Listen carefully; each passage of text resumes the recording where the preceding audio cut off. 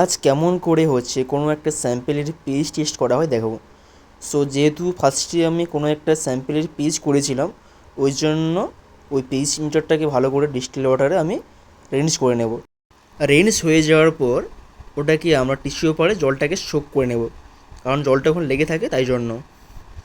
এবার আমরা যেই স্যাম্পেলের পিএইচ করব ওই স্যাম্পেলে নেব।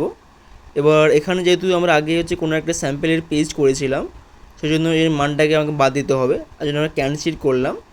এবার যেহেতু পিএইচ করবো, পিএইচে আমাকে প্রেস করতে হবে, ওখানে অপশান একটা আছে।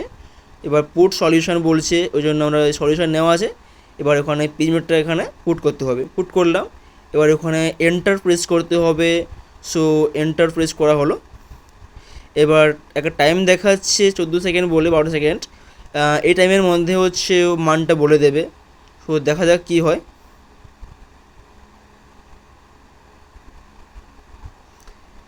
মান দেখাচ্ছে 6.7675 এমন করে মান দেখাচ্ছে। একটা নির্দিষ্ট টাইমে ও মানটা আর বাড়বে না আর কমবে না। সো ওই মানটাই হচ্ছে এক্সাক্ট পিএইচ। সো বন্ধুরা, ভিডিও ভালো লাগলে প্লিজ লাইক অ্যান্ড সাবস্ক্রাইব করতে ভুলবেন না। থ্যাংক ইউ বন্ধুরা।